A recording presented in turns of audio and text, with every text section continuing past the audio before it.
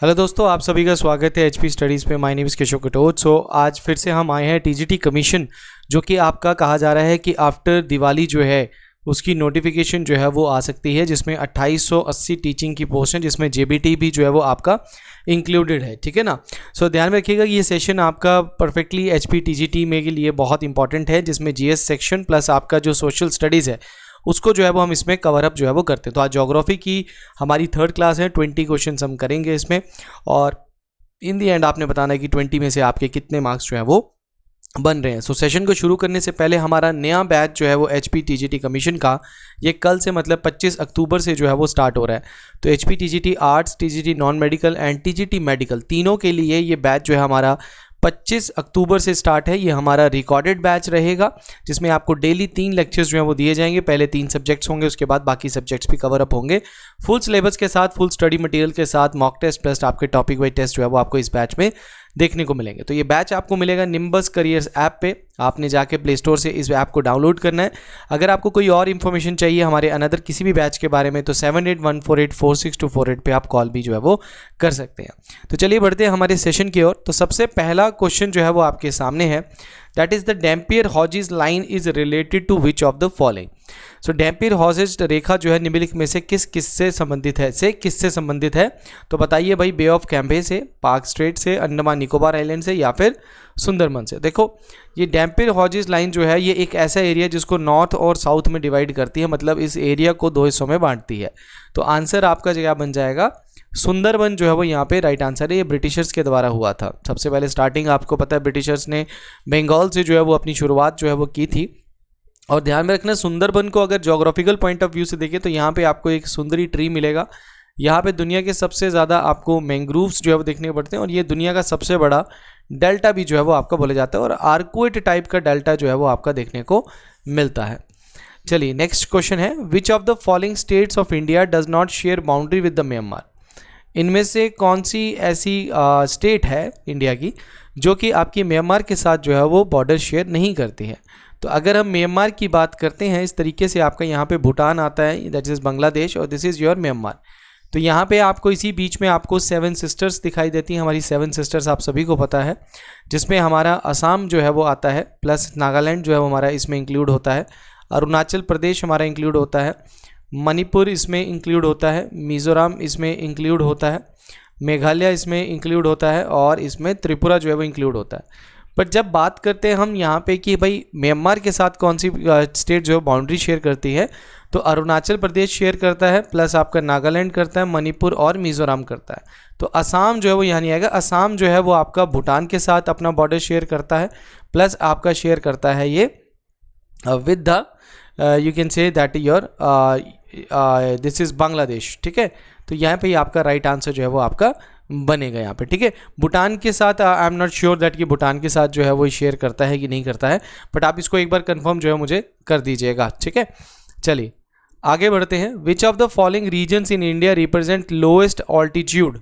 ठीक है, इनमें से कहाँ पे, कुटनड रीजन केरला में, Saurashtra region in Karnataka, Coromandel of Tamil Nadu, Malabar region of Kerala. तो भारत में निम्नलिखित में से कौन सा क्षेत्र जो है वो सबसे कम ऊंचाई में दर्शाता है। जैसे लोएस्ट पॉइंट की बात हम यहाँ पे करते हैं, ठीक है ना।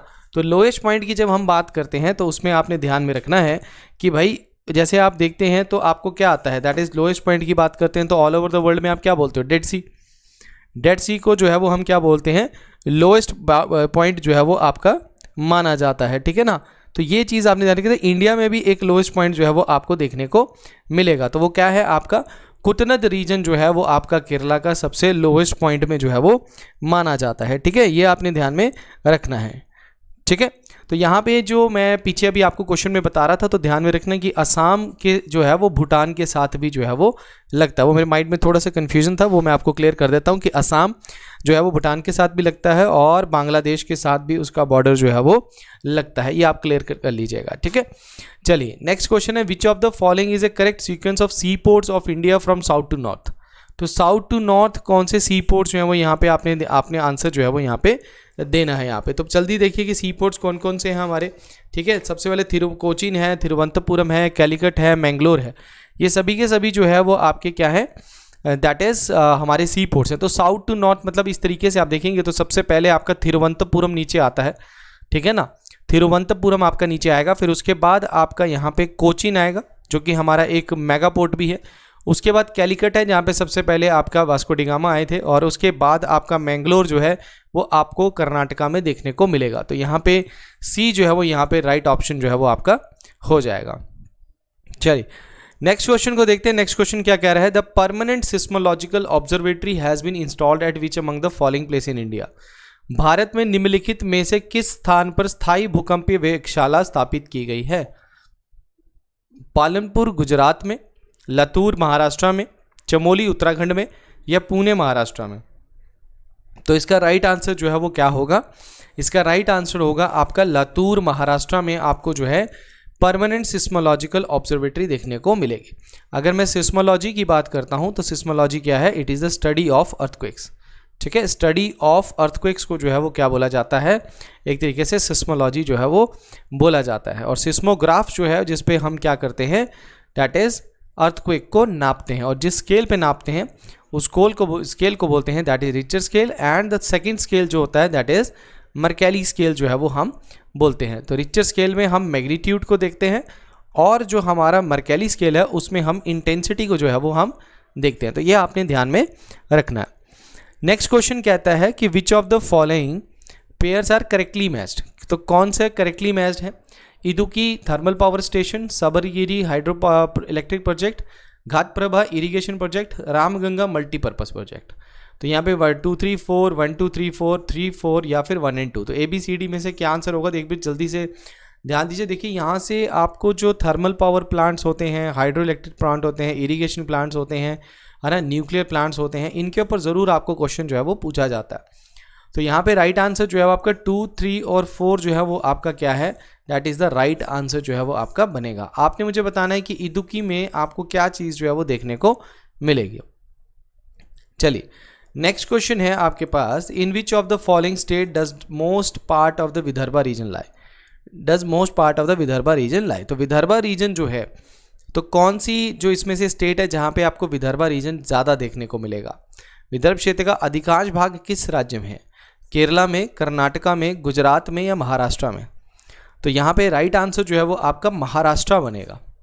अगर आपने मानसून को अच्छे से पढ़ा हुआ है तो आपको समझ में आएगा कि वेस्टर्न घाट की वजह से जो साउथ वेस्ट मानसून हमारा आता है वो यहाँ पे वेस्टर्न घाट में बहुत बारिश करता है। पर ये जो पीछे वाला रीजन है जिसको हम विदर्भा रीजन बोलते हैं, ये रीजन में आपके मोस्टली क्या आते हैं? आपके ड्रॉट आते हैं। और ड्रॉट आने का मेन कारण क्या है कि ये रेन शेडो एरिया में आ जाता है, क्योंकि ये पहाड़ की दूसरी तरफ है जिसको हम रेन शेडो एरिया भी बोल सकते हैं या फिर आप लीवार्ड एरिया भी बोल सकते हो, जिस वजह से इस जगह पे आपकी बारिश कम होती है। तो ये बड़ा सूखा वाला इलाका जो है विदर्भा का, महाराष्ट्र का रीजन रहता है। नेक्स्ट क्वेश्चन है, a series of floating islands called phumdis are found in which of the following lake of India. तो फुमडी जो कि एक फ्लोटिंग आइलैंड है, ठीक है, वो आपको या एक वेजिटेशन है जो कि आपको फ्लोटिंग आइलैंड के ऊपर मिलेगी, वो कहाँ मिलती है? Chilika lake, Sambhar lake, Loktak lake और कोलेरू लेक। तो देखो राइट आंसर आपका क्या है? लोकटक लेक। लोकटक लेक जो एक फ्रेश वाटर लेक है जो कि आपको मणिपुर में देखने को जो है वो मिलेगी, ठीक है। चिल्का लेक आपको उड़ीसा में देखने को मिलती है। सांबर लेक जो है वो आपको राजस्थान में, जो कि हमारी मोस्ट सेलाइन जिसमें लवणता सबसे ज़्यादा आपको देखने को मिलेगी वो है, और कोलेरू लेक आपको आंध्र प्रदेश में मिलेगी जो कि एक फ्रेश वाटर लेक है, आपको देखने को मिलती है। तो ये जो लोकटक लेक है यहीं पे आपको एक कायबुल लैमजाओ नेशनल पार्क भी देखने को मिलेगा। कायबुल लैमजाओ नेशनल पार्क दुनिया का सबसे बड़ा फ्लोटिंग नेशनल पार्क भी है, ठीक है। तो वहीं पे आपको ये वेजिटेशन देखने को मिलती है, दैट इज़ द फुमडीज। चलिए, बारतंग आइलैंड मैंग्रोव्स जो हैं ये आपके कहाँ पे लोकेट हैं? तो बारतंग द्वीप मैंग्रोव भारत के निम्न से किस स्थान पर स्थित हैं? उड़ीसा, न्यू मोरे, लक्षद्वीप या फिर अंडमान निकोबार में? तो ध्यान में रखिएगा आंसर क्या बनेगा आपका? अंडमान निकोबार। जो क्वेश्चन आपको लगता है कि आपको नहीं आता तो कॉपी पेन लेकर बैठिए और उन क्वेश्चन को लिख लीजिए। आपकी वीडियो ये रिकॉर्डेड है, आप इसको बड़े आराम से स्टॉप करके इस क्वेश्चन को लिखिए, आंसर लिखिए और फिर आगे बढ़िएगा। चलिए, हुसैन सागर लेक जो है वो आपको कहाँ देखने को मिलती है? किस सिटी में आपको हुसैन सागर लेक मिलेगी? चेन्नई में, हैदराबाद में, कोची या भुवनेश्वर में? तो थोड़ा सा हम नाम के साथ भी जो है वो चल सकते हैं कि भाई हुसैन सागर है तो हैदराबादी इलाका होगा आपका, तो यहाँ पे हैदराबाद ही जो है वो राइट आंसर है। और याद रखना कि हैदराबाद कौन सी रिवर के ऊपर है? तो मूसी रिवर के ऊपर आपको हैदराबाद सिटी जो है वो देखने को मिलती है। तो आपने मुझे कमेंट सेक्शन में बताना है कि मूसी रिवर जो है वो किसकी ट्रिब्यूटरी है, ट्रिब्यूटरी किसकी है, ये आपने मुझे बताना है। नेक्स्ट क्वेश्चन है, which of the following is the basic reason for winter rainfall in the north western part of India. अगर आप देखेंगे तो भारत देश का जो ये नॉर्थ वेस्टर्न पार्ट है, जिसमें आपका दैट इज़ द उत्तराखंड आता है, हिमाचल प्रदेश, पंजाब, हरियाणा, दिल्ली वाला पार्ट आता है, JNK आता है और लद्दाख वाला रीजन आता है। इन रीजन्स में अगर आप देखेंगे तो सर्दियों के टाइम पे जनवरी फरवरी में यहाँ पे कुछ आपकी बारिश जो होती है और हिली एरियाज़ में स्नोफॉल होती है। आपका मेडिटेरेनियन रीजन से जहाँ पे आपकी विंड्स जो हैं वो आपकी आती हैं इस रीजन में, ईरान और पाकिस्तान से होती हुई, और हिमालयस की वजह से ये यहीं पे डाउनवर्ड उनकी सबमर्ज कर जाती हैं विंड्स और इस वाले इलाके में यहाँ पे बारिश करती हैं। तो ये मेडिटेरियन रीजन से चलने वाली, इनको एक तरीके का टेम्परेट साइक्लोन भी जो है वो एक तरीके से बोला जाता है, ठीक है ना। तो यहाँ पे आंसर क्या बनेगा, इनको हम क्या बोलते हैं, वेस्टर्न डिस्टर्बेंस भी जो है वो हम इनको यहाँ पे बोलते हैं। ये आपने ध्यान में रखना है। चलिए द नेक्स्ट क्वेश्चन क्या कहता है, the Mishmi people are the resident of which of the following states of India. अब मिशमी लोग जो है कहाँ मिलेंगे। अब अगर मिशमी ट्राइब की बात हम करते हैं तो मिशमी ट्राइब जो है, मैंने आपको ज्योग्राफी के सभी लेक्चर्स इंडियन ज्योग्राफी के जो है वो हमने यूट्यूब में फ्री पे पढ़ाए हुए हैं, तो आप ज्योग्राफी के लेक्चर्स को यूट्यूब से भी जो है वो पढ़ सकते हैं, बहुत अच्छे से बताया। और उसमें मैंने बताया कि मिशमी ट्राइब जो है वो अरुणाचल प्रदेश में मिलता है। तो मिशमी आपको हिल्स भी आपकी जो है वो वहीं पे हैं, तो वहीं के पास आपको ट्राइब मिलेगा, तो अरुणाचल प्रदेश यहाँ पे आपका राइट आंसर बनेगा। इंडियन स्टैंडर्ड टाइम जो है वो कौन सी सिटी से गुजरता है, तो इंडियन स्टैंडर्ड टाइम आपका रामपुर से, हमीरपुर से, मिर्ज़ापुर से या संबलपुर से। अब इंडियन स्टैंडर्ड टाइम आप सभी को पता है 82.5 डिग्री ईस्ट से गुजरता है और 5 स्टेट से गुजरता है, यूपी, MP, ठीक है, छत्तीसगढ़, उड़ीसा और आंध्र प्रदेश। इन सिटी से जो है ये आपका क्या है, ये आपका इंटरनेशनल डेट लाइन गुजरती है। और राइट आंसर जो है वो आपका क्या बनेगा, दैट इज़ द मिर्ज़ापुर से जो है वो ये आपकी गुजरती है। मिर्ज़ापुर जो है वो आपको गंगा नदी के किनारे जो है वो एक सिटी जो है वो देखने को मिलेगी। चलिए नेक्स्ट क्वेश्चन है, which of the following Indian state does not share international border. तो मतलब ये कौन सी स्टेट है इंडिया की, टोटल 28 स्टेट्स हैं, तो कौन सी स्टेट है जिसका बॉर्डर जो है वो किसी इंटरनेशनल कंट्री या मतलब मान के चलिए किसी अदर कंट्री के साथ नहीं लगता। हमारी नेबरिंग कंट्रीज़ में पाकिस्तान है, अफ़गानिस्तान है, नेपाल है, चाइना हमारे साथ लगता है, भूटान हमारे साथ लगता है, बांग्लादेश हमारे साथ लगता है, प्लस म्यांमार जो है वो हमारे साथ लगता है। तो यहाँ पे बिहार देखेंगे तो नेपाल के साथ लगता है, उत्तर प्रदेश देखेंगे तो नेपाल के साथ लगता है, ठीक है ना। देखो यहाँ पे आंसर तो मैंने बता दिया, गलती से क्लिक हो गया, बट आप यहाँ देखिए नेपाल के साथ लगता है, ठीक है ना। किसके साथ लग रहा है, नेपाल के साथ उत्तर प्रदेश लग रहा है। उसके साथ साथ आपका मध्य प्रदेश जो है वो किसी के साथ नहीं लग रहा है, जम्मू एंड कश्मीर आपका पाकिस्तान के साथ लग रहा है। तो ये आपने ध्यान में रखनी है चीज़ें, ठीक है। पेपर में यहाँ से क्वेश्चन आपके लिए बन जाता है। नेपाल की बात करें, दैट इज़ उत्तर प्रदेश की बात करेंगे तो ये आपका दैट इज़ मेनली नेपाल के साथ जो है वो लगता है। चलिए जेट स्ट्रीम्स क्या है, देखो जेट स्ट्रीम एक्चुअली में ये सरकम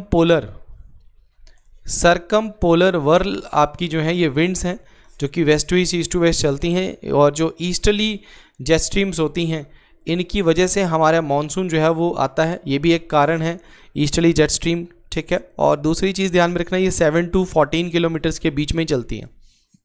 अगर हाइट पे देखोगे तो 7 to 14 किलोमीटर्स के बीच में ही आपको देखने को मिलेंगी, और जनरली ये आपको आप बोल सकते हैं कि ये आपको इक्वेटर वाले रीजन पे नहीं देखने को मिलेंगी, ठीक है ना।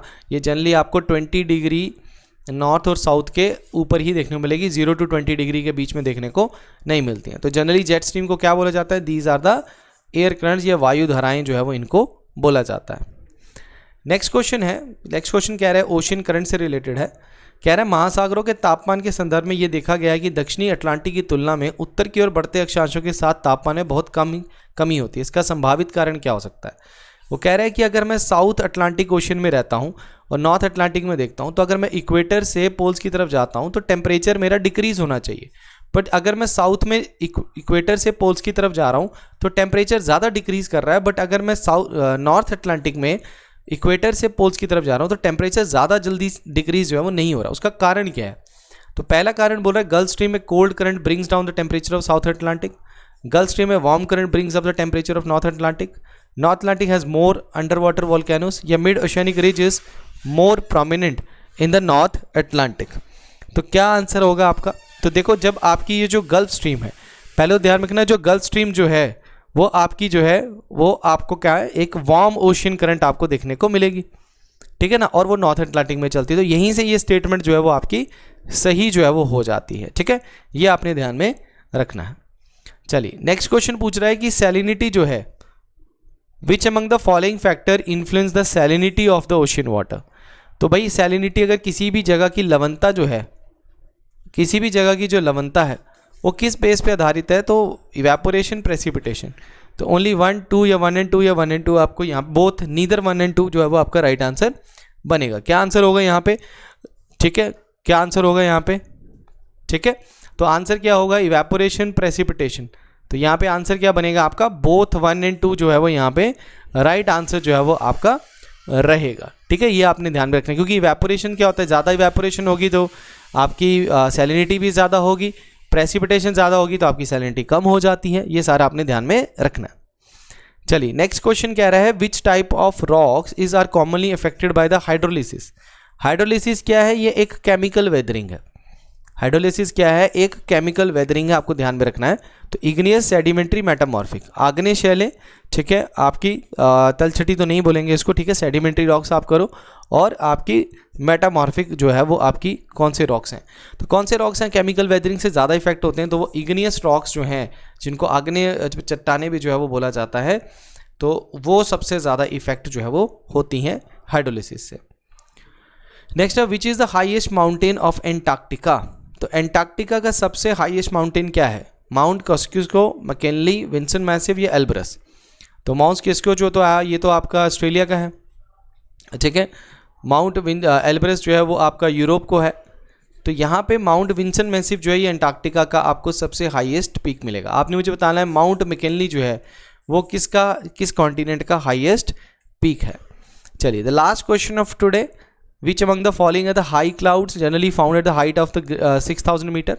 तो निम्नलिखित में से कौन से ऊंचे बादल आमतौर पर 6000 मीटर से अधिक ऊंचाई पर पाए जाते हैं? सीरस क्लाउड, स्ट्रेटस क्लाउड, कोमुलस क्लाउड या कोमुलोनिम्बस क्लाउड्स। तो देखो, सबसे हाईएस्ट क्लाउड अगर आप देखेंगे तो सबसे हाईएस्ट क्लाउड जो है वो आपके सीरस क्लाउड्स आपको देखने को मिलेंगे। तो सबसे हाईएस्ट क्लाउड्स आपके सीरस क्लाउड्स हैं, ठीक है। जब आपका सन सेट होता है या फिर सनराइज होता है तो उस टाइम पे आपको ये क्लाउड्स बड़े अच्छे फॉर्म में दिखते हैं। अगर कोमुलोनिम्बस क्लाउड की बात करूंगा तो सबसे लोएस्ट क्लाउड आपको कोमुलोनिम्बस देखने को मिलेंगे। थंडरिंग आपको सिर्फ और सिर्फ थंडरिंग एंड लाइटनिंग जो है वो आपको इसी क्लाउड में देखने को मिलेंगे। वर्टिकल एक्सटेंट अगर आप देखोगे तो इन्हीं क्लाउड से, मतलब ये बेस है, इस तरीके के ये क्लाउड्स होते हैं। बाकी क्लाउड्स तो इस तरीके से होगा, कोई ऐसे होगा, कोई ऐसे होगा, इनका वर्टिकल एक्सटेंट बहुत होता है। तो यही ध्यान में रखना कि पेपर में क्वेश्चन आ जाता है वर्टिकल एक्सटेंट किसका ज़्यादा किसका नहीं है, ठीक है। तो ये थे हमारे आज के 20 क्वेश्चन। आई होप आपको अच्छे लगे होंगे। अगर आपको क्वेश्चंस पसंद आए हैं और इसी तरीके की वीडियोस आप चाहते हैं तो सेशन को लाइक ज़रूर कीजिएगा, और अगर आप नए आए हैं इस चैनल पे तो सब्सक्राइब ज़रूर कर लीजिएगा, ठीक है। इन द एंड हमारा HP TGT कमीशन का ऑनलाइन बैच जो है वो स्टार्ट हो रहा है हमारा 25 अक्टूबर से। TGT arts, non medical, medical का जो भी बच्चे इसको ज्वाइन करना चाहते हैं वो निम्बस करियर ऐप से इस बैच को जो है वो ज्वाइन कर सकते हैं। तो आज के लिए इतना ही है, ठीक है, और मिलते हैं हमारे नए सेशन के साथ। कल से हमारा बैच स्टार्ट है, ठीक है। तो जल्द मिलेंगे। Thank you very much, all the best.